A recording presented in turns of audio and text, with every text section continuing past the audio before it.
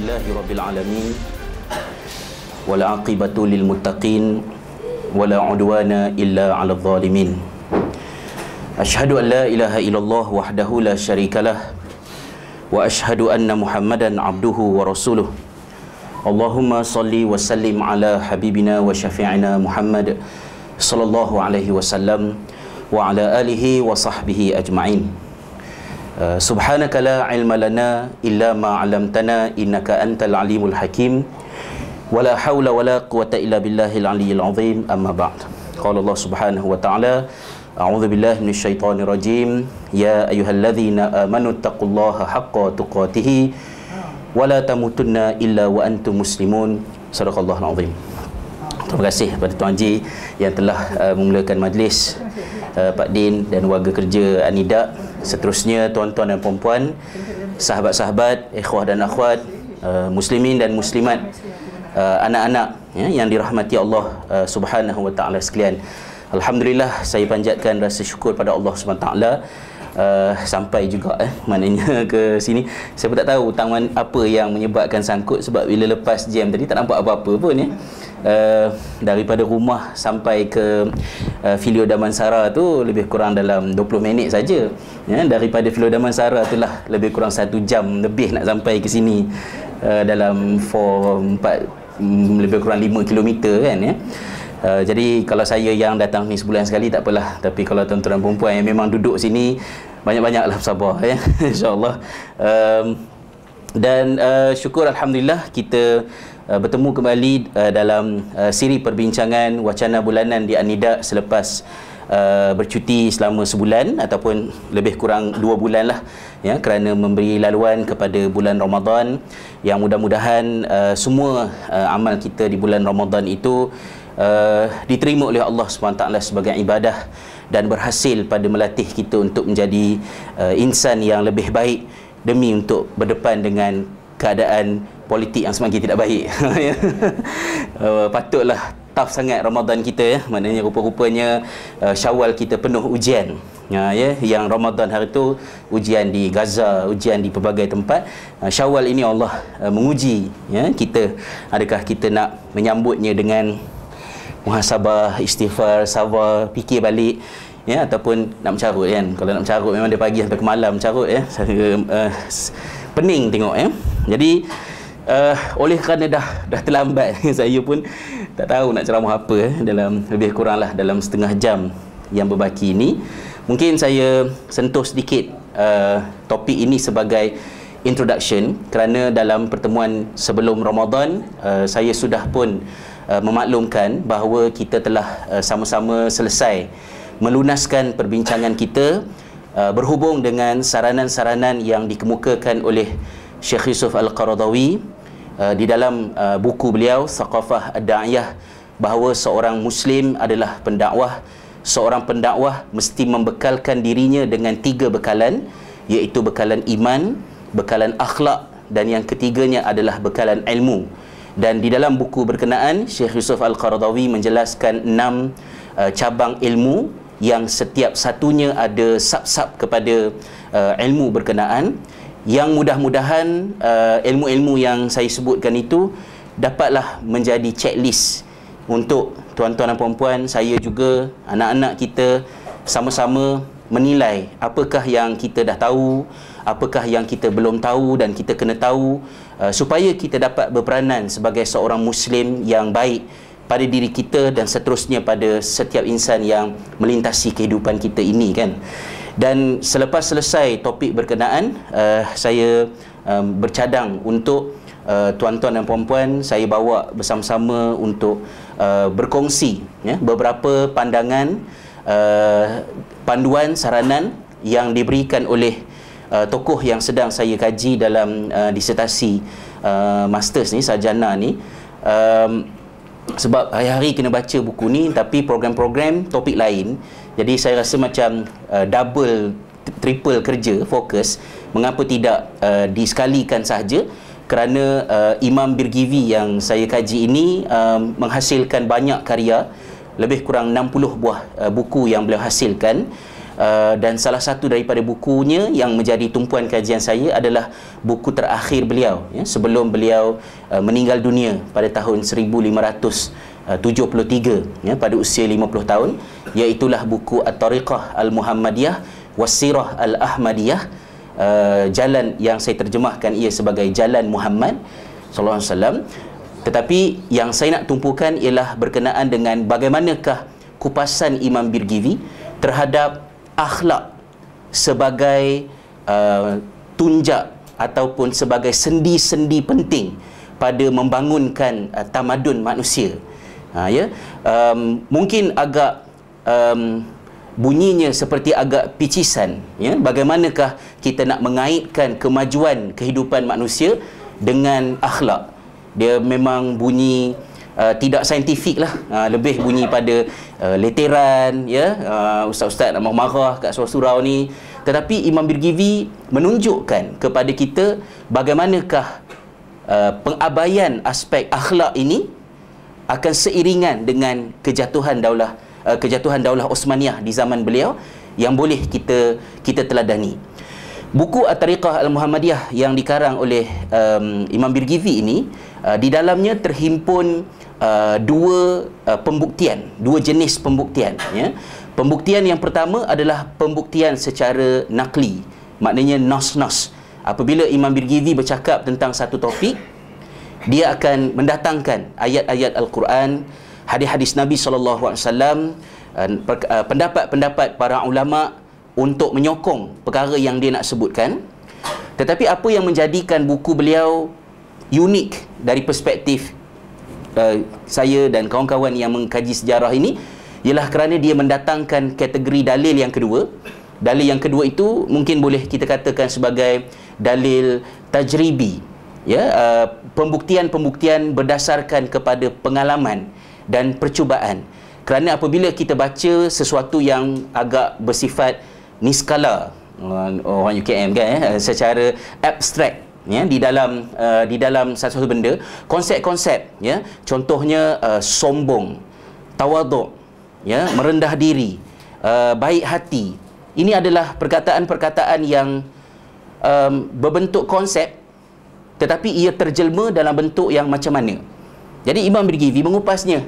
Contohnya dalam satu bab, sebab hari ni main-main je lah, dalam setengah jam ni kan, ya.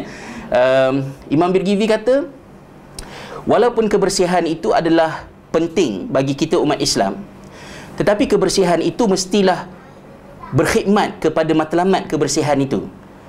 Kerana apabila kita lupa kepada tujuan kebersihan, kebersihan itu boleh menjadi punca kita melakukan maksiat. Contohnya, apabila orang berlebih-lebihan pada menjaga kebersihan sehingga dia membasuh rumahnya dengan jumlah air yang begitu banyak ketika jiran-jiran dia ada masalah air. Contohnya. Jadi pada saya itu adalah merupakan pembuktian secara pengalaman bahawa ia bukan lagi sesuatu yang mahmudah pada menjaga kebersihan, kerana kebersihan itu dijaga dalam keadaan mengabaikan sesuatu yang lebih penting. Kata Birgizi, kerana begitu mementingkan kebersihan, ada di kalangan kita yang berasa tidak selesa untuk solat di masjid yang ada ramai orang miskin semayang di dalamnya. Pada saya benda itu sangat besar dan dia perlu disebut secara langsung kerana kita mungkin tidak menterjemahkannya begitu. Imam Birgizi juga sebut dalam buku ini, hatta kalau bersembahyang di masjid yang ada ramai orang miskin pun, sembahyangnya mesti dilapik dengan lapiknya sendiri. Kena kat kita, kan? Kena kat kita lah. Pergi sembahyang masjid, bawa sejadah sendiri. Kita tak rasa apa, kita rasa bawa sejadah, biasalah. Kita mungkin tidak sedar secara tersembunyi di dalam hati kita adanya kecenderungan, adanya sifat memandang rendah kepada orang lain, sehingga lantai masjid itu tidak layak untuk saya letakkan muka saya. Apa ceritanya, ya? Dalam semayang pun belum berhasil menjadi hamba, masih lagi tuan di atas muka bumi ini. Jadi benda-benda itu ditegur oleh Imam Birgizi dalam buku ini, dan itulah yang saya kira saya nak memetiknya, bukanlah kulit ke kulit, ya, bukanlah huruf ke huruf, tetapi secara topikal, secara maudu'i, untuk dikongsikan bersama sedikit demi sedikit untuk renungan kita bersama, insya-Allah. Baik, Tuan-tuan dan puan-puan, muslimin dan muslimat yang dirahmati Allah SWT sekalian, mungkin di peringkat awal ini kita nak tahu sedikit. Sebenarnya saya yang nak tahu kan, dan saya perasan orang lain pun nak tahu juga. Mungkin orang lain kata tak nak tahu pun kan? Jadi tak apalah, nak buat macam mana kan. Saya ingin tahu, Imam Birgivi, bagi yang tuan-tuan dan puan-puan yang regular attendance ni sudah mendengarnya dalam pembentangan yang lepas, beberapa bulan yang lepas, tapi mungkin ada di kalangan sahabat yang hadir on off sekali-sekala ataupun first timer. Imam Birgivi ini adalah merupakan seorang seorang alim, seorang ilmuwan yang dilahirkan pada tahun 1520.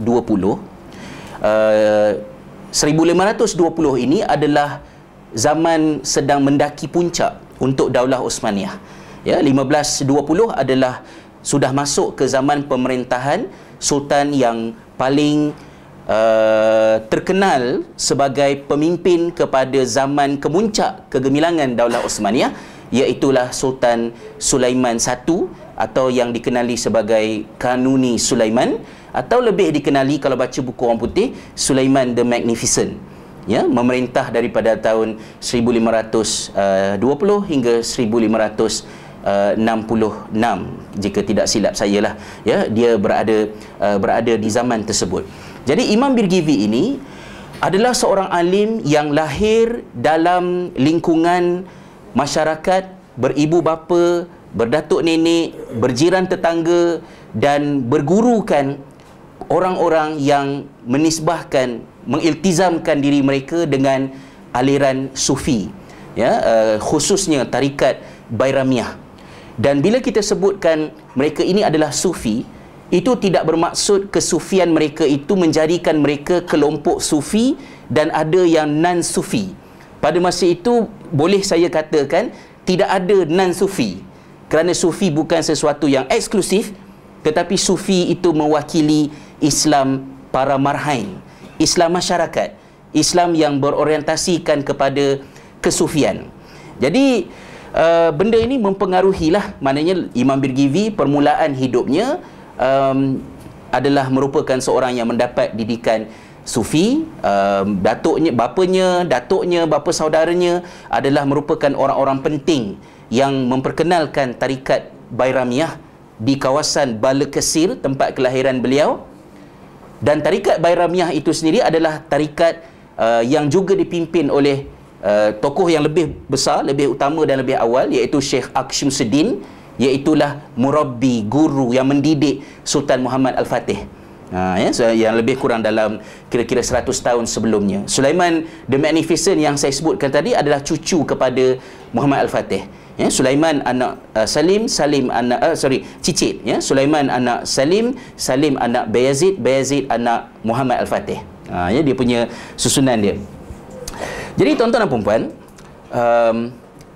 apa yang saya mendapat peringkat awal, kemudian ke Istanbul, menyambung pengajian di universiti di Istanbul yang dikenali sebagai Madrasah Samaniyah, ya, ataupun Medrese Semaniye, ya, dalam sebutan bahasa Turkinya. Iaitulah universiti yang telah bermula institusinya semenjak daripada zaman Sultan Muhammad Al-Fatih. Dan di zaman Sultan Muhammad Al-Fatih, tuan-tuan dan puan-puan, kita dapat melihat silibus Madrasah Samaniyah ni. Madrasah Samaniyah ini silibusnya termasuk di antara buku teks yang wajib dipelajari oleh mereka yang belajar di Madrasah Samaniyah ini adalah buku-buku teks daripada Iran, ya, seperti Al-Mawaqif, ya, oleh Nasruddin At-Tusi, ya, dan juga ada satu dua kitab yang lain lah. Tetapi pada masa itu karya At-Tusi itu kita kena faham dalam konteks sejarah, ia tidak dipandang sebagai buku Syiah, ya, ia dipandang sebagai buku falsafah. Tidak ada pada masa itu sentimen Sunni versus Syiah, ya, kerana pada masa itu yang ada adalah umat Islam yang mainstream dia lah. Tetapi bila sampai tahun 1500, tertubuhnya kuasa politik baru di Iran, iaitu kerajaan Safawiyah ataupun Safavid, di bawah kepimpinan Shah Ismail, maka munculnya kerajaan Syiah. Bila muncul kerajaan Syiah, barulah Daulah Osmaniyah melihat dirinya sebagai kerajaan Sunni. Sebelum tu dia tak nampak pun diri dia sebagai Sunni, dia nampak diri dia sebagai Muslim. Ya, tapi bila ada Syiah, maknanya ada hitam, ada putih, ada putih, ada hitam. Maka kerana ada Syiah, maka barulah dia melihat dirinya sebagai kerajaan Sunni. Dan bila dia menjadi kerajaan Sunni, sensitivitinya terhadap Syiah meningkat. Maka bila sampai kepada zaman Imam Birgivi, berlaku perubahan kepada silibus. Karya At-Tusi telah disingkirkan kerana dianggap literatur ini adalah literatur Syiah. Ya, maka disingkirkan. Dan penyingkiran buku itu tidak berganti dengan buku lain. Maka apa yang terjadinya ialah di zaman Birgivi, ada benda yang tidak dipelajari oleh murid universiti yang sama 100 tahun sebelumnya. Baik. Jadi diringkaskan cerita, supaya saya tak syok sendiri. Tak apa-apa lu cakap kan ya. Diringkaskan ceritanya, selepas menamatkan pengajian di Madrasah Samaniyah ini, samalah seperti tokoh-tokoh yang lain. Birgivi sebagai seorang pelajar yang pintar, yang begitu committed dengan pelajarannya, beliau telah mendaki kerjayanya sehingga sampai ke kemuncaknya apabila dia menjadi qadi di dalam mahkamah tentera di Edirne, iaitu dalam hierarki pemerintahan Daulah Osmaniyah, birokrasinya pada bahagian perundangannya adalah jawatan ketiga tertinggi. Jawatan yang ketiga tertinggi. Tetapi semasa dia memegang jawatan, saya berdirilah macam biasalah ya. Patutnya eloklah duduk, sebab berdiri nampak besar sangat kan ya. Tapi berdiri je lah, tak sedap dan duduk. Apabila sampai kepada jawatan yang di kemuncak, hebatlah ya, tinggal lagi satu ketua mahkamah tentera dan atasnya ialah Syekhul Islam, iaitu jawatan tertinggi ya untuk para agamawan. Tetapi Imam Birgivi rasa something wrong. Dia rasa tidak selesa dengan perkembangan yang berlaku, dan dia rasa servis dia itu dia lakukan dalam keadaan ada sesuatu yang tidak kena. Jadi tuan-tuan dan puan-puan, itu disebut oleh semua orang. Tetapi sebagai orang yang belajar sejarah, kadang-kadang timbul rasa tidak puas hati untuk diri saya. Saya rasa tak puas hati, iaitu saya tidak tahu apa sebenarnya yang berlaku di keliling Birgivi itu sehingga menyebabkan dia rasa tak sedar hati dan dia mengambil tindakan meletak jawatan dan memulangkan semua gaji yang dibayar kepadanya selama 4 tahun, dan kemudian dia mengasingkan diri daripada masyarakat.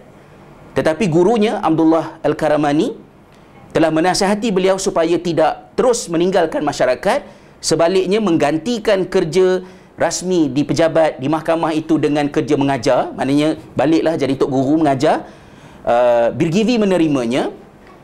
Nak mengajar di mana? Sultan pada masa itu, iaitu Sultan Salim yang kedua, anak Sulaiman Al-Khawni tadi, menjadi sultan. Tok guru kepada Sultan Salim ini iaitulah Ataullah Effendi. Ataullah Effendi berasal daripada sebuah perkampungan bernama Birgi. Dia mahu menjadikan kampungnya Birgi itu sebagai pusat pengajian. Lalu dia membina sebuah Darul Hadis, universiti, digelar sebagai Darul Hadis, dan dia telah menawarkan kepada Imam Birgivi untuk mengendalikan institusi pendidikan berkenaan. Birgivi terima.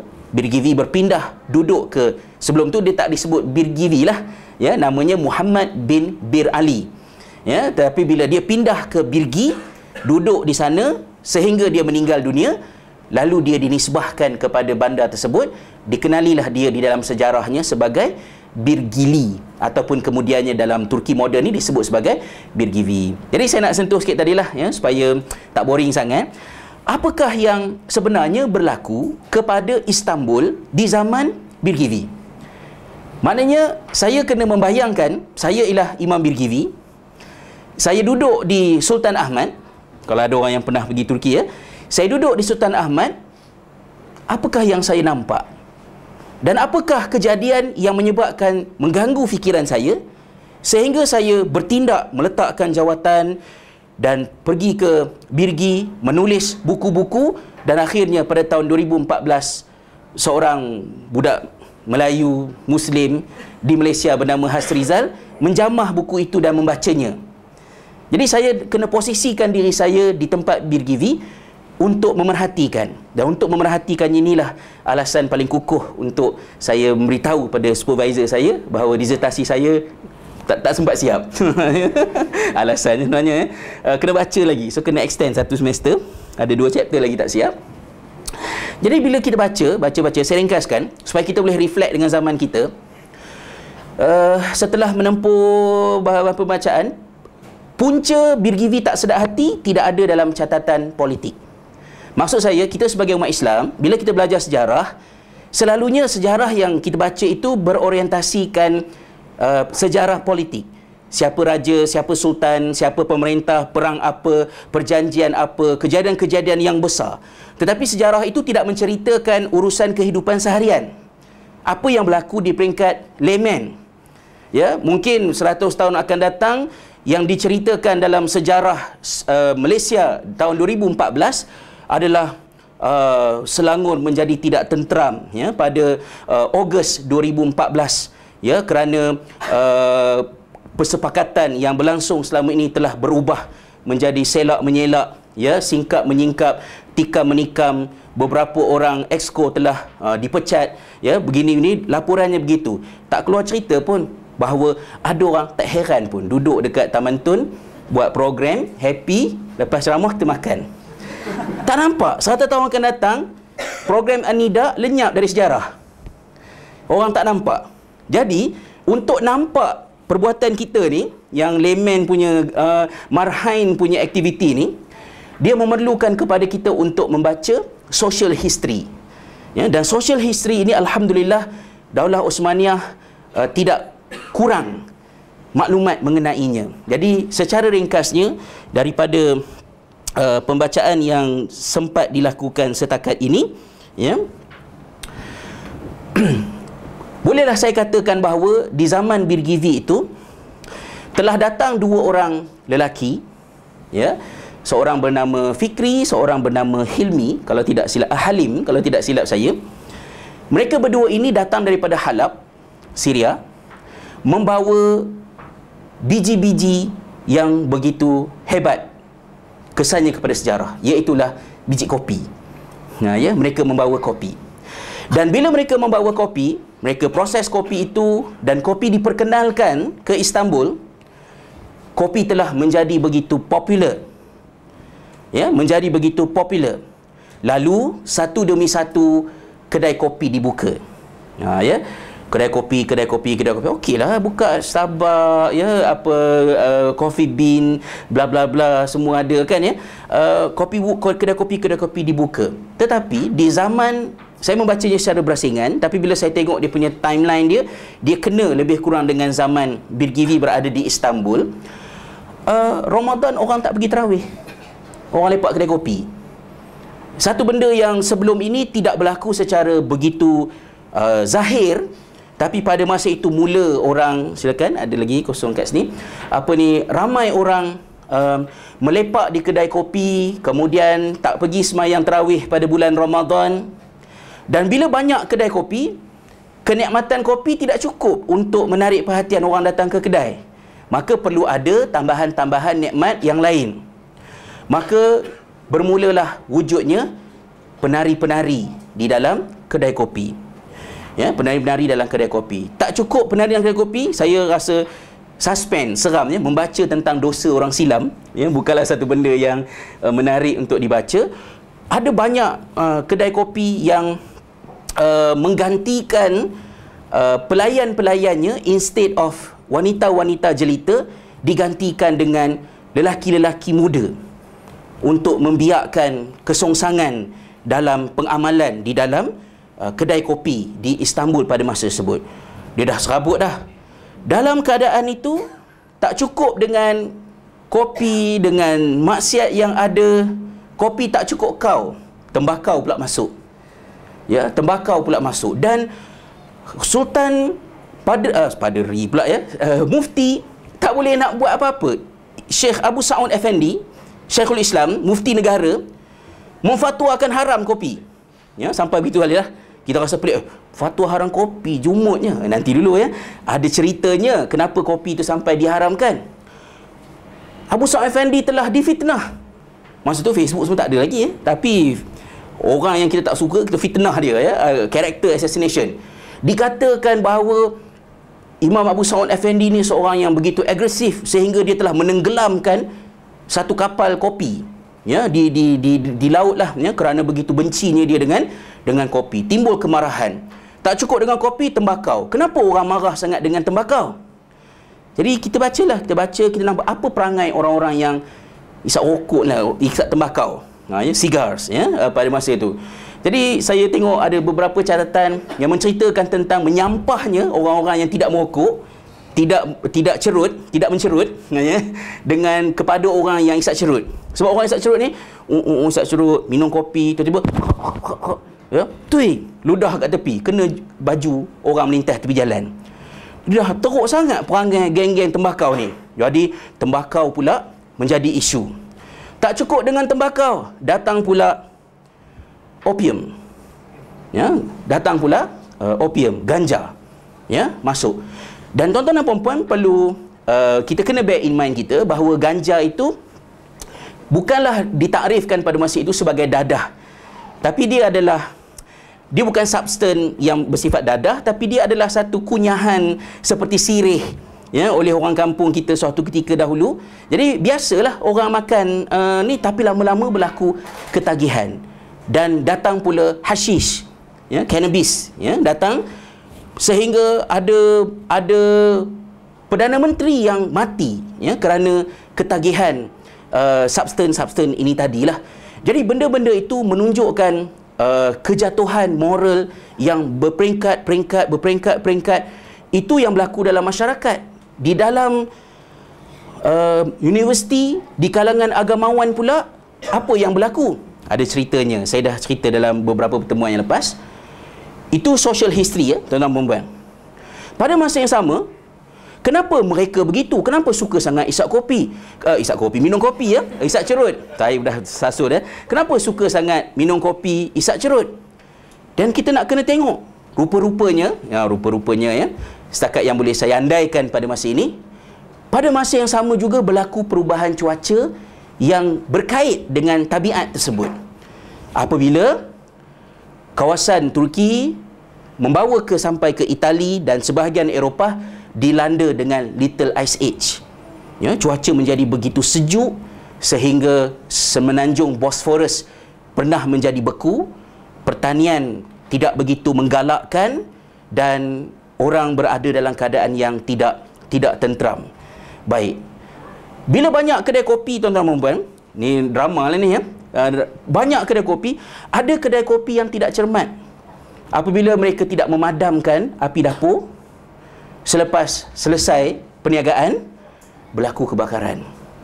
Kebakaran yang besar, 1576 contohnya, beberapa tahun selepas kematian Imam Birgivi, berlaku kebakaran yang besar sehingga Istanbul telah terbakar selama lebih daripada 16 hari.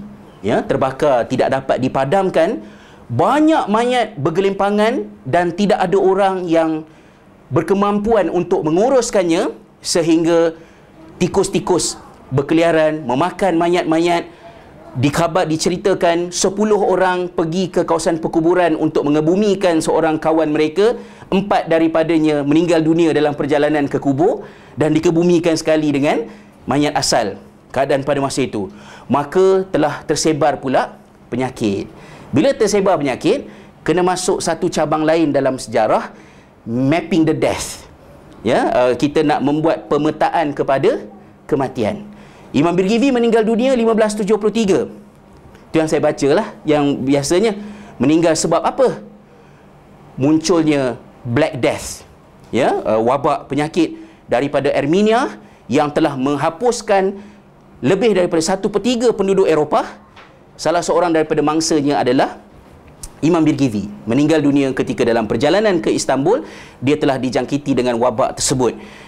kita tengok pada Ebola yang sedang berlaku sekarang ini kan, begitu mudah untuk ia melompat-lompat daripada Guinea, Liberia, Sierra Leone, kemudian tiba-tiba terlompat ke Nigeria, seberang 1, 2, 3 negara, daripada tu boleh terbang pula ke Jeddah, tinggal dunia, balik daripada business trip dekat Liberia, Sierra Leone. Jadi penyakit tu ada sejarahnya. Jadi semua benda ini menyebabkan kematian, terbakar, huru-hara. Bila huru-hara, tuan-tuan dan puan-puan, apa yang saya nak tekankan dalam sikit masa yang baki, Imam Birgivi ni walaupun dia seorang sufi pada tafsiran kita, tetapi dia adalah seorang tokoh yang berusaha untuk membetulkan amalan-amalan masyarakatnya, yang orang pada sekarang nampak perbuatan Birgivi itu ialah dia cuba melakukan islah di dalam tasawuf. Tapi saya rasa dia bukan melakukan islah dalam tasawuf, dia melakukan islah dalam masyarakatnya, dan masyarakat pada masa itu adalah masyarakat yang berorientasikan sufi.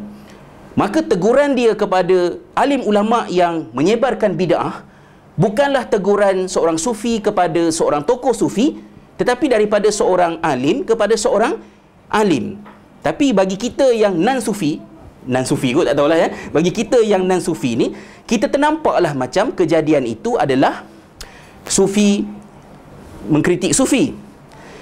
Namun boleh juga kita katakan bahawa Birgivi dalam usahanya untuk mengislahkan masyarakat, dia telah memberikan kepada kita satu sampel yang baik. Bagaimanakah seorang quote unquote salafi, kalau boleh kita tak boleh pakai istilah salafi sebab Birgivi bukan salafi. Saya melihat Birgivi sangat beriltizam dengan Al-Quran dan Sunnah, tetapi dia juga menyertakan beberapa elemen lain yang menjadikan dia tidak sepiawai apa yang kita biasa faham tentang salafi, kerana dia akan mengajak pada Quran, mengajak kepada hadis, dan dia akan mendatangkan pendapat-pendapat ulama-ulama Hanafi dari segi nasihat-nasihat. Maknanya bagi dia, agama kita mesti bersandar kepada Al-Quran, bersandar kepada hadis, bersandar kepada nasihat orang-orang yang sepatutnya nasihatnya kita dengar. So dia ada different approach sedikit. Tetapi bolehlah kita katakan bahawa Birgivi ini mengajak kepada islah, meninggalkan bid'ah, perbuatan mencium tangan berlebih-lebihan, menari-nari dalam majlis zikir. Ini di antara benda-benda yang dia marahlah, yang dia tegur. Anak muridnya yang menjadikan ajaran Birgivi itu semakin terserlah kesalafiannya, kalau boleh saya istilahkan begitulah. Berjadi pertembungan yang keras di antara golongan anak muridnya. Anak muridnya itu yang saya maksudkan adalah Mehmet Kadazadeh. Bukan anak murid dia pun sebenarnya, tetapi anak murid kepada anak Birgivi.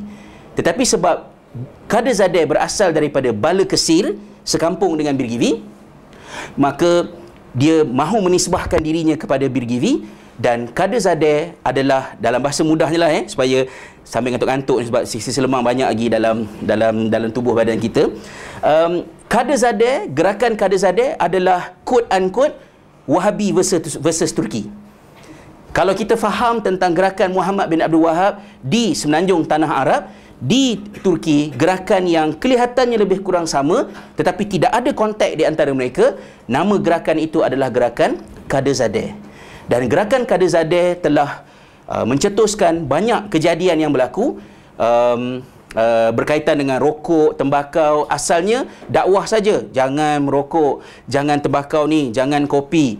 Tetapi kemudian kerana pengaruh Kadazadeh, mereka mahu sultan dan juga kerajaan menggunakan enforcement untuk menangkap, membunuh orang-orang yang terbabit dalam penagihan kopi, tembakau dan juga hashish, opium dan juga substance-substance yang lain ini tadi.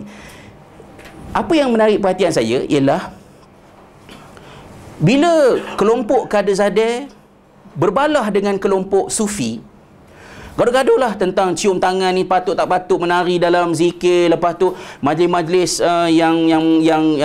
penuh bergelumang dengan perkara-perkara yang ditakrifkan sebagai bid'ah dan khurafat. Bila saya baca social history, ketika mereka bergaduh, Istanbul sedang terbakar. Istanbul sedang penuh dengan wabak. Istanbul sedang penuh dengan Black Death, penyakit-penyakit ni tadi. Tapi saya tak nampak pun mereka ini menyentuhnya. Jadi saya fikir diorang ni gaduh-gaduh tentang bid'ah tak bid'ah ni. Rumah terbakar, tikus berkeliaran apa semua ni. Tak masuk topik ke lebih kurang macam tu lah fikir kan ya. Timbul tanda tanya. Jadi maknanya kehidupan pada masa itu adalah kehidupan yang tidak begitu tenteram. Maka pada suasana yang seperti itulah ya, Bir Givi telah memberikan nasihat-nasihat beliau. InsyaAllah mungkin dalam pertemuan yang akan datang saya akan ambil secara topikal, yang saya kira saranan-saranan dia agak unik. Kenapa unik? Kerana Bir Givi menyertakan dalam penghasilan karya beliau dua bentuk pendalilan, iaitu berdalil dengan nas-nas yang kita sedia maklum, dan yang keduanya dia mendatangkan contoh-contoh praktikal tentang masalah-masalah penyakit akhlak yang mungkin kita tak sedar. Contohnya ketika menyentuh tentang sifat ego, Bir Givi mendatangkan contoh-contoh sifat ego.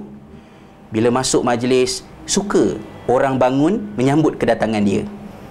Ya, mengumumkan ketibaan tetamu kehormat kita Fadil Ustaz Hasriza bin Abdul Jamil, ya, blogger saifulislam.com, dijemput pada semua yang hadirin untuk berdiri. Orang pun semua berdirilah. Saya ni yang masuk dalam majlis tu suka. Cap-cap gambar. Salam, ya, menuju ke pentas utama. Siapa nak sentuh benda tu? Bir Givi kata itu adalah contoh al-kibr, takabur. Masa nak duduk, tengok siapa ada kat sebelah. Nak shopping, tak nak shopping tempat murah. Shopping tempat mahal je. Maidin, no. Econ Safe, no. I at least Pavilion ke Tropicana ke boleh lah ya. Jaya Grocer pun acceptable lah. Tapi kalau Maidin, Econ Safe semua tak sesuai ya. Mungkin tak berapa berkualiti sangat lah dia punya makanan ya. Tidak mahu memakai pakaian yang murah, hanya mahu memakai pakaian mahal. Biasalah, kita ada duit, kita beli pakaian mahal, it's okay. Tapi kita tak perasan, sedikit demi sedikit sifat membangga diri itu tersemai dalam diri, yang akan merebak jadi benda lain pula. Ya? Menerima jemputan orang kaya, menolak jemputan orang miskin. Jemputlah datang kenduri anak saya. Di mana? Kami depan rumah aja, kemah. Panas lah. Pakai heel kan tersangkut kat tantar pula kan ya. Tak nak lah pergi kenduri punya. Dewan Perdana Felda, Dewan Civic MPK Petaling Jaya, okey lah kot. Ya, yang reserve seat ni boleh pergi. Tak salah pergi majlis di dewan yang indah. Tapi kalau rasa macam pergi kenduri depan rumah macam tak kena je. Sifat kibir. Jadi Bir Givi datangkan benda-benda tu, memang pedih lah telinga baca. Kan, saya baca alamak gedebak kena dekat diri kan. Tapi nak membimbing diri kita. Kenapa saya sebutkan benda ini penting tuan-tuan dan puan-puan? Saya rasa tidak adalah politik Selangor tak risau sangat. Whatever kita teruskan perjalanan. Bukan soal siapa patut jadi menteri besar itu yang saya peningkan. Yang saya risaukan ialah akhlak. Akhlak. Kalau orang bawah mencarut, ya, netizens mencarut, ya, apa ya, saya tengok tadi Ustaz Zaharuddin tulis dekat blog dia ya. Sempatlah sebelum datang jam-jam tadi kan ya, duduk tu tengok sikit sebelah iPad tu, nampaklah Ustaz Zaharuddin kata apa? Ada orang kata orang macam saya dan juga orang lain-lain ni tak perlulah bagi komen sangat sebab kita bukan orang politik. Jadi orang kata kalau bukan orang politik, duduk sedap-sedap tengok orang buat kerja politik, jangan cakaplah tentang politik, cakap senanglah. Ada orang cakap gitu. Jadi Ustaz Zaharuddin jawab, dia kata kalau main bola tak apalah saya tak komen sebab saya tak pandai main bola, sebab kalau saya tak komen pun saya tak rugi apa-apa. Tapi soal kepimpinan negeri, soal politik membabitkan masalah semua orang. Bukan hanya orang politik saja boleh bercakap tentang politik, semua orang boleh memberikan pendapat. Jadi saya nampaklah kat bawah-bawah tu ada seorang wanita bertudung, nama cantik. Ustaz, baik Ustaz diam. Wah, biadabnya. Nak saja aku lempang perempuan ini. Tu dia punya sudahlah jam tadi kan ya. Gerang kan nak jumpa kekasih-kekasih dia Nida ni. Tiba-tiba baca dekat Facebook tu, wah, pakai tudung, nama, elok. Kalau dia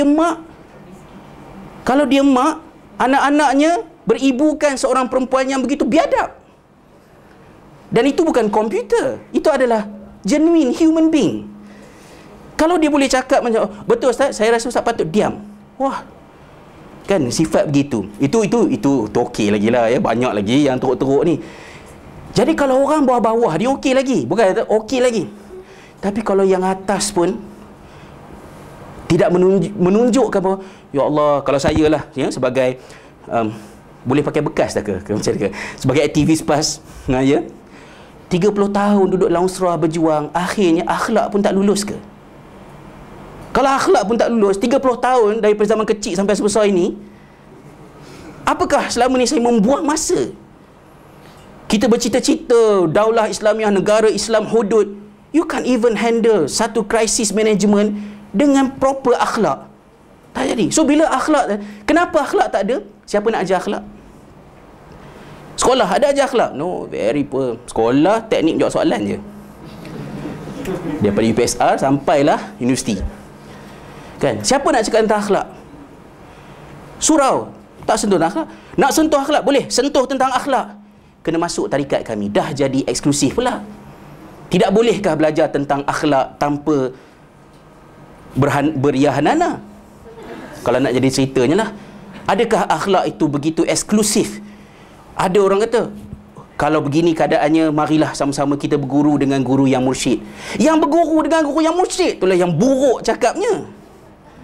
Yang memfitnah, yang mengeji. Jadi akhirnya, sehingga saya kata pada diri saya lah, hadis yang paling susah saya nak amalkan pada hari ini ialah hadis Nabi SAW yang Rasulullah kata, man qala fasadan nas fahuwa afsadahum. Siapa yang kata manusia dah rosak, ketahuilah dialah yang paling rosak. Sebab mulut dia nak cakap manusia dah rosak, tapi tak nak cakap sebab Nabi tak bagi cakap. Boleh cakap, ada syarat-syarat yang ketat. Maka kalau kita dalam usaha untuk membangunkan sunnah, nak mengajak masyarakat kembali kepada ajaran Islam yang murni, kita sudah lama berbincang tentang tauhid, kita sudah berbincang tentang fiqh, kita sudah bincang tentang sifat solat Nabi. Bagaimana dengan akhlak kita? Adakah akhlak kita akhlak yang mencerminkan Islam yang sebenar? At least malam saya makan tom yum yang sebenar. Orang kata saya salafi. So salafi ni menyeru kepada keaslian kan. So lepas program kat Kelantan semalam, saya pergi Golok makan tom yum salafi. Ya, kenapa tom yum salafi? Sebab tom yum yang the real tom yum. Oh tu okey, balik KL tak nak makan tom yum dah. Ya. It doesn't taste like tom yum at all. Dia rasa macam tu lah kan ya. So okeylah, tom yum salafi ada kat Golok. Akhlak salafi, akhlak salafus soleh, akhlak yang Islam ajar. Imam Birgivi merana dalam hidupnya, tertekan ya. Kalau saya baca tu, saya rasa macam dia tertekan kerana dia mahu memberitahu bahawa ketika sekarang ini, sebab zaman beliau adalah zaman dari segi suluhan tamadun, ini zaman kemuncak ya. Zaman Khairuddin Barbarossa, zaman Sulaiman the Magnificent, zaman Abu Sa'ud Effendi, zaman undang-undang Islam telah ditakninkan, telah digubal ya, untuk menjadi akta-akta yang mudah untuk dirujuk. Ini adalah kemuncak civilization. Tapi Imam Birgivi merasakan sebaliknya. Dia merasakan bahawa proses decline sedang berlaku. Dan mungkin kerana itulah karya-karya Birgivi telah dikupas ratusan tahun selepas dia meninggal dunia, kerana nasihat-nasihatnya yang berbentuk kekampungan itulah yang sangat diperlukan untuk memperbaiki dan menyelamatkan tamadun. Saya kata kekampungan sebab bila saya baca kajian-kajian oleh sarjana-sarjana, ramai yang mengatakan bahawa Birgivi ini salafi seperti Ibn Taymiyah, tetapi pemikirannya tidaklah begitu hebat seperti wacana falsafah, wacana tentang teologi yang dikemukakan oleh Syekhul Islam Ibn Taymiyah. Ada benarnya. Perkataan beliau sangat layman, perkataan beliau sangat simple. Tetapi kalau simplicity Birgivi adalah sesuatu yang kekampungan, kalau boleh pakai istilah ni marah orang kampung, what's wrong with kampung, ya kan, kata kekampungan. Kenapa wacana Birgivi itu yang berlangsung ratusan tahun selepas dia meninggal dunia, sehingga kita boleh katakan Birgivi lebih dihargai selepas dia meninggal dunia berbanding semasa hayatnya. Jadi itulah sebabnya saya rasa teks Birgivi itu wajar untuk dikongsikan. Saya cubalah korek sikit-sikit, dan sebagai hujung-hujung ni, dah terlambat ni, saya tak boleh nak kena sebut juga sikitlah keseronokan saya semalam, bukan Tom Yam tadi, ya, sebelum Tom Yam tu, ya, kerana saya berada di Kota Baru kerana menghadiri satu seminar yang bagi saya sangat-sangat bersifat groundbreaking, tetapi telah dianjurkan dengan liputan dan impak yang agak tidak sesuai dengan impaknya yang begitu besar, iaitulah seminar asal-usul Melayu, ya, 2014 yang dianjurkan oleh Hospital USM dan juga USM, Kerajaan Negeri Kelantan, Jabatan Museum dan juga Persatuan Sejarah Malaysia, yang membentangkan semalam. Sebab bila sebut tentang Melayu ni, kalau tuan perempuan lah dengar perkataan Melayu, macam mana respon kita? Melayu, malas. You don't even want yourself to be identified as Melayu, because everything associated with Melayu is disgusting, mengaibkan. Nak cakap Melayu pun tak seronok, dan kita tenggelam dalam konotasi itu sehingga kita terlupa Allah Ta'ala sebut dalam surah Al-Hujurat, ayat yang begitu besar, mencetuskan ilmu yang besar, iaitu ayat yang ke-13 itu, ya, ya ayuhan nas inna khalaqnakum min zakarin wa unsa wa ja'alnakum syu'uban wa qabaila lita'arafu. Syu'uban wa qabaila itu berbangsa-bangsa, berkabilah-kabilah. Apakah yang kita faham tentang bangsa dan kabilah? Kerana keislaman kita telah mentakrifkan kebangsaan bangsa itu sebagai antagonis kepada agama. Sebut bangsa negatif, sehingga kita abai. Saya lah mengabaikan. Saya jahil tentang apakah dia Melayu, sejarahnya, alamnya. Dan keseronokan saya seminar 2 hari lepas ialah kerana seminar itu bukan bersifat membangga-banggakan Melayu ni, tidak, tapi menjelaskan secara ilmiah dengan menggabungkan 3 disiplin yang utama, iaitulah sejarah, arkeologi dan teknologi DNA. Punca asal seminar itu ialah kerana HUSM mendapati orang Melayu mempunyai kecenderungan tertentu kepada beberapa jenis penyakit, ya, seperti thalassemia, ya, 1 in 20 saya difahamkan begitu, pembawa thalassemia. Dan orang Melayu juga mempunyai ketahanan terhadap beberapa jangkitan penyakit yang dikaitkan dengan kehidupan yang agak kotor, kehidupan yang agak terdedah kepada kebersihan yang tidak begitu baik, sepatutnya dijangkiti, tapi orang Melayu imun terhadap benda tu. Maka apabila mereka study, mereka dapati bahawa ianya berkait rapat dengan soal struktur DNA, ya, tentang DNA tadi.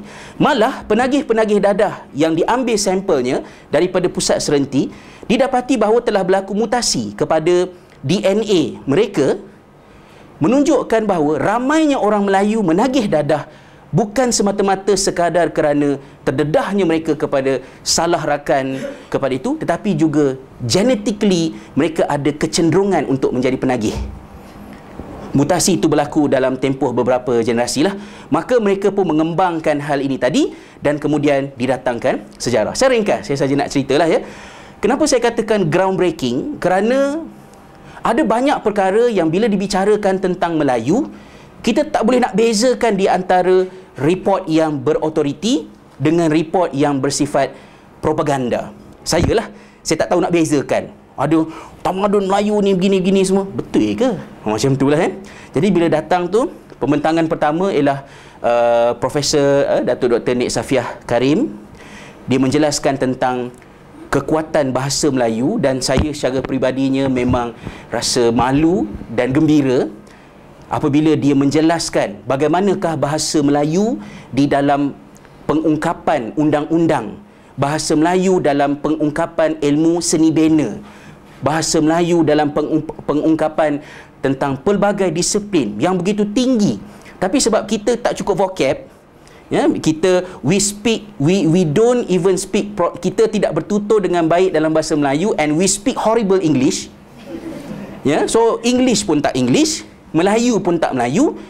Bila kita lemah, kita kurang perkataan, anak saya darjah 6 tidak dapat dengan mudah membezakan di antara menjulang, menggondol, perkataan itu dia tak boleh nak bezakan kerana kelemahan membaca, tidak membaca, tidak dedahkan. Anak saya menonton cerita Alibaba Bujang Lapuk, dia tidak tahu berapa banyak perkataan. Nasib baiklah dia suka tanya, so boleh juga saya sebut sebahagiannya lah. Cupak tu apa? Cupak nak letak damar kat bawah lekat dengan kepingan emas tu kan, ceritanya.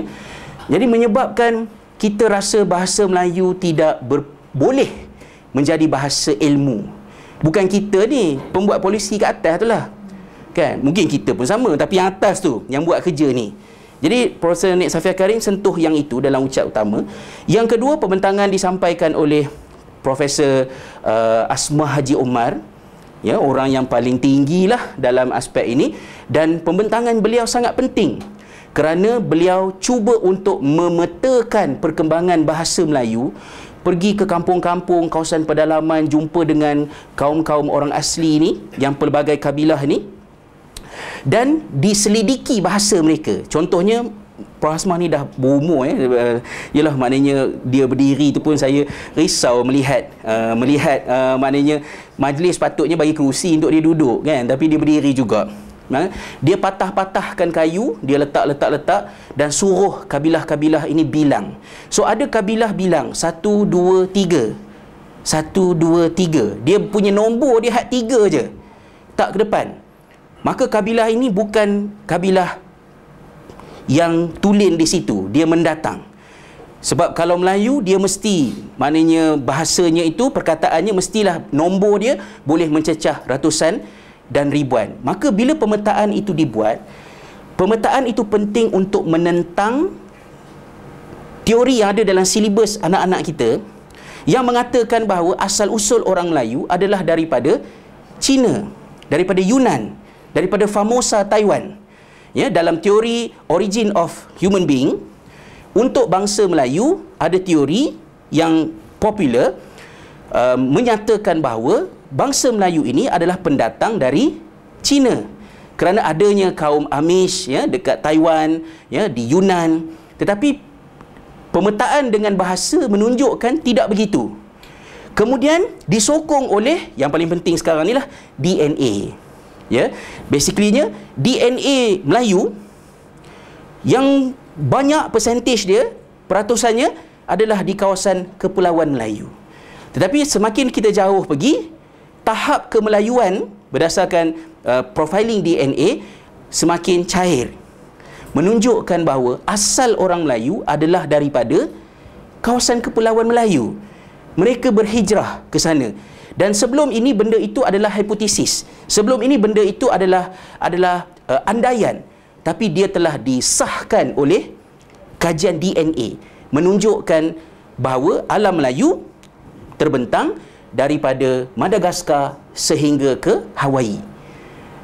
Raja Hawaii pada kurun yang ke-19 memperkenalkan dirinya sebagai orang Melayu. Baik, akhirnya apa yang terjadi ialah orang Melayu adalah bangsa Melayu, iaitu Melayu Polinesia. Kenapa disebut Melayu Polinesia dan bukan Austronesia? Kerana Austronesia adalah perkataan yang dicipta kemudian. Kerana Filipina dan Indonesia mahu membangkitkan rasa kebersamaan untuk menentang penjajahan, maka dibuang Melayu Polinesia, digantikan dengan Austronesia yang tidak ada lagi menjelaskan soal bangsa, yang ada hanya soal geografi sahaja, iaitu pulau-pulau selatan, Austronesia. Maka kita kena pakai perkataan Melayu Polinesia dan bukannya Austronesia. So Melayu Polinesia adalah satu daripada 5 bangsa utama dunia. Besar dia punya kerajaan dia daripada Madagaskar sampai ke Hawaii. Namun last penting 10-20 dah ni, datang lambat, banyak pula cerita kan. Kajian-kajian menunjukkan bahawa pemusatan tamadun tinggi di kawasan Melayu, kawasan alam Melayu ini, dan finding terkini mengesahkan bahawa wujud apa yang dinamakan sebagai Sundaland. Sundaland itu adalah tanah besar yang merangkumi semenanjung Borneo, Sumatera, pulau-pulau Indonesia, bercantum sehingga ke Australia. Australia dikenali sebagai Sahul, manakala kawasan kita ni dikenali sebagai Sunda. So Sunda dan Sahul, kawasan ini disebut sebagai Sundaland.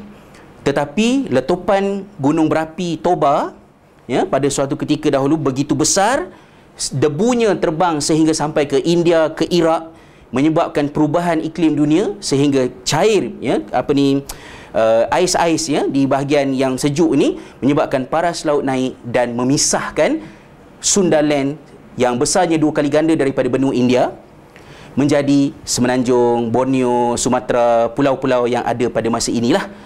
Dan Sundaland itu melalui pengesahan DNA dan juga arkeologi korek Kedah. Saya rasa Kedah ni memang kena korek seluruh Kedah. Orang Kedah kena korek seluruh Kedah. Profesor Asmah Bakar cakap pada Profesor Mukhtar Saidin, kalau Prof rasa bawah rumah saya ada sesuatu, tunggu saya mati dululah, janganlah korek bawah rumah saya kan.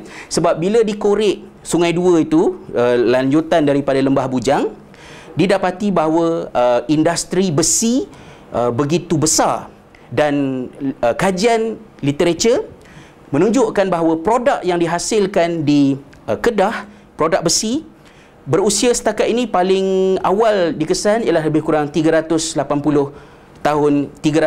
BC, maknanya sebelum zaman Nabi Isa AS, dan alat-alat itu sudah terpakai dan dikenali di Yaman, dikenali di Pakistan, dikenali di India. Besi yang terbaik untuk melakukan buat pedang adalah besi daripada Kedah. Dan besi di Kedah itu apabila dikorek, relaunya, bahagian-bahagian relaunya dibuat kat Jeniang, ada yang buat kat ni, ada buat so nak kena korek habis semua tu, untuk trace balik industri besi tu. Namun yang paling penting, banyak sebenarnya, yang paling pentingnya ialah kawasan kita ini adalah kawasan tamadun yang sangat tua. Di Pulau Jawa telah ditemui beberapa buah candi berbentuk piramid yang usianya lebih tua daripada piramid Aztec di Amerika Selatan dan juga di Mesir. Dan dipendekkan cerita, Profesor Datuk Seri Dr. Muhammad Saleh Yaqpar, iaitu bekas pemegang kerusi Eropah untuk pengajian Melayu di Leiden, Belanda, mengesahkan bahawa Atlantis yang diungkapkan oleh Plato dalam karyanya tentang perbualan di antara tok guru dia dengan seorang lelaki itu, Atlantis itu adalah Sundaland, adalah alam Melayu, yang tenggelam itu tadilah. Jadi sebelum ini kita dengar tu, Atlantis, Sundaland, katanya dengar kan maka ini telah disahkan dengan penemuan arkeologi terkini dan juga DNA, dan ini berusia lebih kurang dalam sekitar lebih kurang 5 tahun. Finding ini telah disiarkan dalam jurnal-jurnal di Oxford di seluruh dunia berkenaan dengan hal ini. Tapi kerana kita bila sebut Melayu, kita nampak perkasa, nampak Isma, nampak UMNO, kita skeptik dan malas nak ambil tahu. Sedangkan orang lain mengkaji di seluruh dunia bahawa tamadun tempat kita ini adalah tamadun yang sangat tua. Jadi soalan yang tidak selesai dalam pertanyaan saya di hujung seminar, seronok pergi seminar jadi peserta kan, pakai tag peserta, nikmatnya rasa nak cium, dapat menikmati jadi jondo kan, duduk dalam majlis, iaitu orang-orang Melayu di penduduk Sundaland apabila telah berlaku perubahan cuaca dan banyak kawasan yang tenggelam, mereka bermigrasi keluar sehingga ke merata-rata tempat lebih kurang dalam 40,000 tahun. Dan kita sebagai umat Islam, hadis-hadis Nabi SAW ada memberikan beberapa indikasi tentang jangkaan masa. Itu dengan mengambil hadis-hadis yang sahih dan hasan lah sekurang-kurangnya. Yang teruk sangat tu kita tak ambil lah. Jadi kita boleh rumuskan bahawa hadis daripada Ibnu Hibban, daripada Al-Hakim, daripada Al-Bukhari pun ada 1-2 menjelaskan bahawa jarak di antara Adam dengan Nuh AS ialah 10 kurun. So kurun makna dia generasi. Nabi Adam berdakwah 950 tahun. Kita estimate lah umurnya 1000 tahun, bermakna tak kurang daripada 10,000 tahun jarak di antara Adam dengan Nabi Nuh. Jarak di antara Nuh dengan Ibrahim juga 10 kurun, 10,000 tahun. Jarak di antara Ibrahim dengan Musa alaihissalam tidak ada maklumat. Jarak di antara Musa dengan Isa adalah sekitar 1,700 tahun, ya. Dan juga jarak di antara Isa dengan Nabi Muhammad sallallahu alaihi wasallam adalah lebih kurang 600 tahun.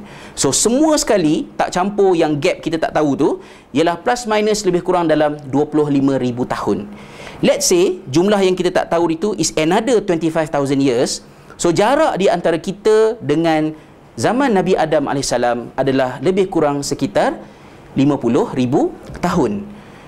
50,000 tahun menurut jangkaan nas daripada hadis Nabi SAW.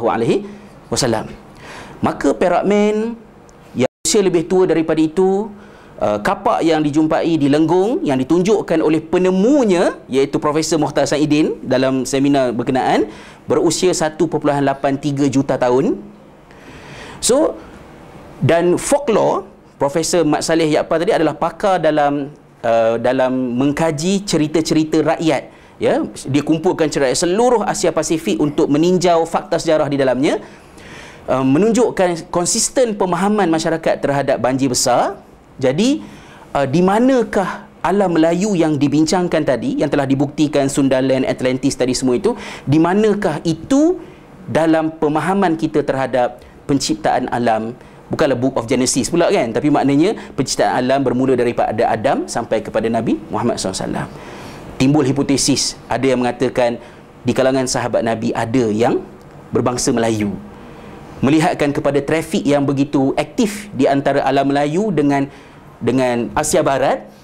Walaupun agak kelakar bunyi, orang Melayu sahabat Nabi. Ya, Bani apa tu? Ya, Tamim ke kan ya? Kan ya, tak tahulah kan. Tapi maknanya tidak mustahil benda itu boleh ada. Bahkan dihipotesiskan kaum Melayu yang mengajarkan piramid kepada Mesir dan juga Palestin bersama-sama dengan teknologi pengawetan mayat dengan rempah yang juga datang daripada kawasan Sundaland. Semua benda itu bukan dihipotesiskan tetapi dibuktikan dengan DNA. Dan DNA juga telah menyebabkan orang Melayu dibahagikan kepada beberapa jenis Melayu sahaja. Sebelum ni ada banyak Melayu Aceh, Melayu Riau, Melayu Johor, tetapi berdasarkan profiling DNA tinggal lebih kurang 6 sahaja yang betul-betul Melayu yang tak sama dengan Melayu yang lain. Ya, antara Melayu tertua ialah Melayu Kedah dan Melayu Kelantan. Ya, Melayu Kelantan adalah satu kelompok Melayu yang DNA-nya berlainan daripada Melayu-Melayu yang lain. Begitu juga dengan Melayu Kedah. Ya, begitu juga dengan Melayu Kedah, ada Melayu Campar, kemudian ada lagi beberapa Melayu Jawa, ada 2 jenis Melayu.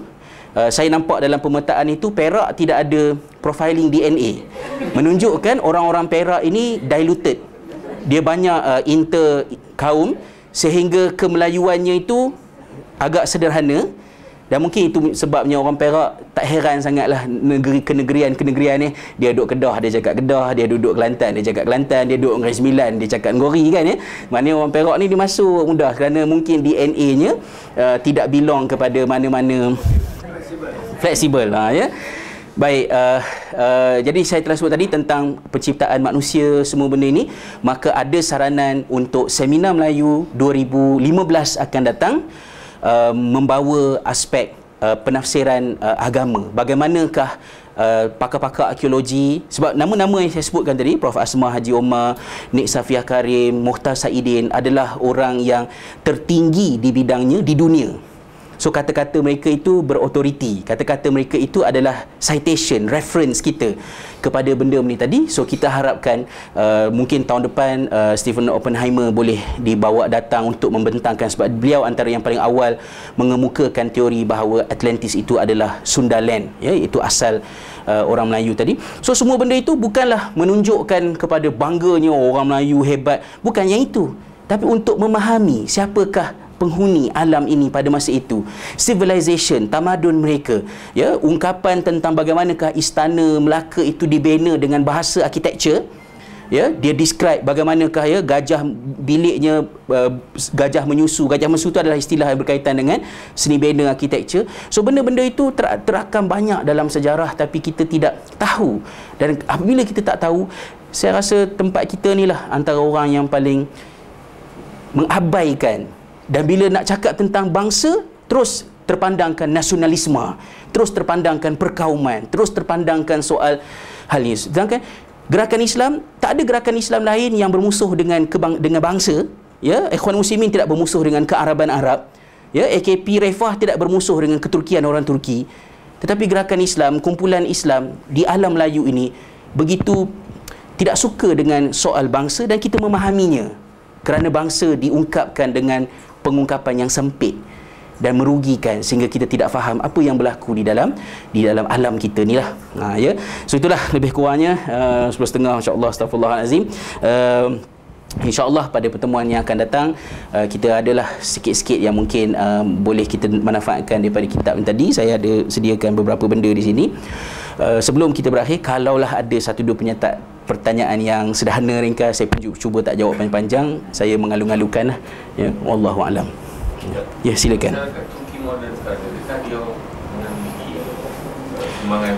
Imam Birgivi. Umumnya, walaupun Birgivi itu penting, tetapi kalau dibuat secara nisbah dengan tokoh-tokoh lain yang dikaji, Birgivi ini termasuk dalam kategori orang-orang yang masih sedikit kajian mengenainya. Majoriti rakyat Turki tidak mengenalinya, kecuali orang-orang yang dalam Islamic Studies, kerana mereka membaca beberapa buku Birgivi sebagai teks.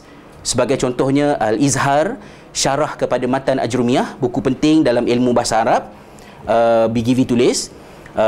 Maka mereka kenal lah Birgivi.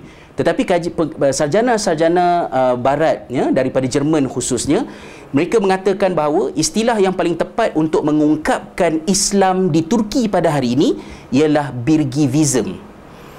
Kerana bagaimanakah Islam diwacanakan, pengharmonian di antara syariah dengan tasawuf, dengan benda-benda yang ditekankan itu, akarnya itu adalah berada di dalam saranan-saranan Birgivi. So wacana intelektual kurun ke-17, 18, 19 khususnya, bila masuk kurun yang ke-20, 1900 itu dia dah agak cacah merba dah. Tapi lebih kurang dalam 300 tahun, apa yang rancak dibincangkan adalah mensyarahkan pemikiran Birgivi.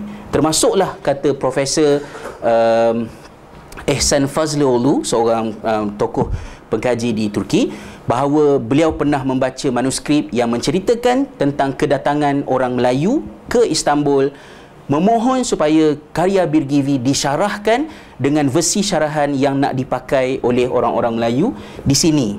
Dan pemikiran Birgivi telah dibawa oleh Kadezadeli Movement yang saya sebutkan tadi, dan Kadezadeli Movement itulah yang menginspirasikan Perang Padri yang berlaku di Minangkabau sehingga orang Minang keluar dan berhijrah ke Negeri Sembilan. Tapi itu masih sangat jauh dan masih berbentuk hypotesis. Profesor tadi pun dia kata, saya pernah baca tapi saya tak ingat di mana. Awak carilah nanti, dia sebutkan begitu. So maknanya Birgivi ni orang Turki tak berapa kenal, dan kerana itulah beberapa orang pensyarah di Turki menasihati saya. Dia kata apa sahaja yang berlaku, apa sahaja cadangan yang datang, kami mohon kepada awak supaya jangan tinggalkan topik Birgivi inilah. Maknanya kajian yang dibuat bukan hanya untuk kegunaan di sini, tetapi juga diperlukan di Turki, terutamanya daripada aspek pemikiran dia lah. Wallahu alam. Ya, salam tullah.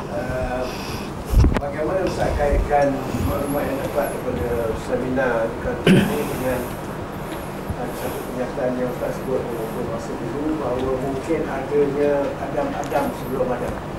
Okey. Itu saya tertinggal tadi. Ya, benda itu memang ditimbulkan lah ya, kerana berdasarkan time frame itu tadi. Maka pakar-pakar yang berada dalam seminar tadi itu, mereka belum lagi melakukan quote unquote Islamisasi ke atas disiplin mereka, ya, arkeologi Islam, linguis dengan kacamata Islam belum lagi terjadi. Isunya ada banyak, ya. Contohnya dalam Quran ada perkataan-perkataan yang orang Arab tak pakai, tetapi Allah sebut. Contohnya perkataan marjan, Ya, dia bukan satu perkataan yang familiar, yang biasa orang Arab di Mekah. Tapi kenapa Allah sebut begitu? Abba wa fakihatan wa abba. Abba sahabat tak tahu. Ya, so mereka tanya, abba ni apa? Rumput ke, buah ke, apa ke? Sampai ada sahabat kata nikmat di syurga. Ada yang sebut macam tu. So mereka cari. So dalam Quran ada benda gitu, linguistik nak gajilah. Tapi tentang soal Adam tadi tu timbul tanda tanya. Maka pada masa ini ada dua bentuk pemahaman, dua bentuk spekulasi, bukan hipotesis pun ya, dua bentuk spekulasi yang terbuka untuk dikaji. Spekulasi yang pertama ialah Adam makhluk pertama, manusia pertama dicipta oleh Allah, tetapi Adam yang disebut dalam Quran itu bukanlah Adam yang pertama, bahawa telah ada sebelumnya Adam-Adam yang lain.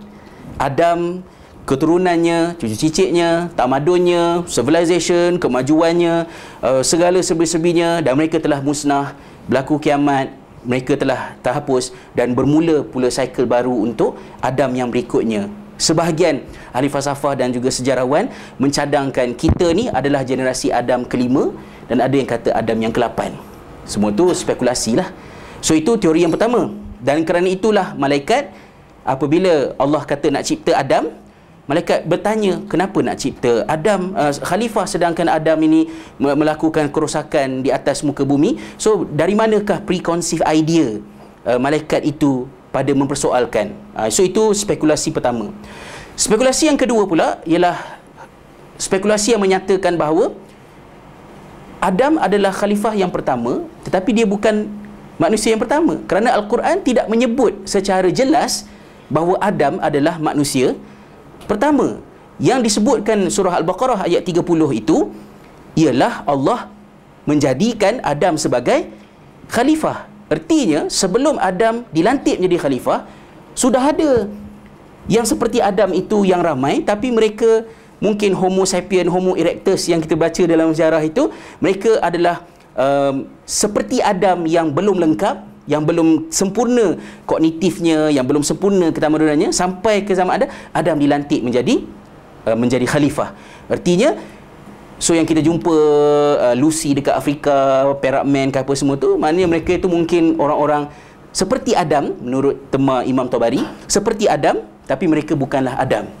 Kerana Adam ialah manusia yang sempurna, yang telah Allah lantik dia menjadi khalifah. So ada dua pintu untuk benda itu ditinjau. Dan saya rasa bila dan juga bila dua benda ini timbul, kerana itulah asal usulnya kepada kepercayaan orang Hindu terhadap reincarnation, bahawa manusia ini bila dia mati, rohnya akan di-recycle untuk pusingan Adam yang seterusnya, kan? So maknanya reincarnation, lahir semula, bukanlah satu benda yang tidak berasaskan kepada sesuatu, tapi dia ada asas, tak sebenarnya betul kan, tapi maknanya dia ada asas permulaan dia. Kenapa yang orang boleh terfikir tentang reincarnation itu ialah kerana adanya spekulasi yang mengatakan bahawa roh manusia bila mati dia akan di-recycle untuk pusingan yang seterusnya. Bagi saya, apabila kita mendengar wacana-wacana yang seperti ini, dia menimbulkan rasa kekerdilan kita di sisi Allah Subhanahu wa ta'ala. Kita dirangsang untuk gairah mencari sebanyak mungkin ilmu pengetahuan, tetapi pada masa yang sama kita berlapang dada untuk menerima sempadan-sempadan yang bertanda wallahu a'lamu bisawab. Tapi wallahu a'lamu bisawab tu, orang yang dah rajin mengkaji, mengaji, baru layak cakap wallahu a'lamu bisawab, ya. Bukannya UPSR tak mengulang kaji, masuk periksa, tulis wallahu a'lamu bisawab. Ya, itulah confirm betul lah kan, ya. Kau tak dunia pun akhirat dapat pahala. Tapi maknanya wallahu a'lamu bisawab adalah ayat orang yang puas mengaji dan mengkaji. Ya, sifat kehambaan. Sebab kita baca Allah kedilnya manusia, apalah sangat yang kita tahu tentang kehidupan di alam ini, maka janganlah sombong, janganlah takabur, raja-rajalah mencari ilmu, tambahkan pengetahuan dan bertenanglah dalam mendepani apa saja masalah, sebesar mana pun masalah. Dunia ini sudah menempuh masalah-masalah yang lebih besar. Jangan putus asa, terus bergantung kepada yang maha besar itu, iaitu Allah Subhanahu wa ta'ala, kan. Wallahu alam. Itulah. So saya kira sekarang itulah ya. InsyaAllah tuan-tuan dan puan-puan, minta maaf begitu lewat sampai 10.40, walaupun saya tahu lepas tutup ni taklah berlari semua balik ya. Masih lagi ramai juga yang balik lambat, tapi lambatlah habisnya 10.40. Maafkan saya, insya-Allah bulan hadapan saya cubalah keluar sebelum asar supaya boleh sampai sini on time. InsyaAllah saya serahkan semula pada Tuan Pengerusi. Assalamualaikum warahmatullahi wabarakatuh.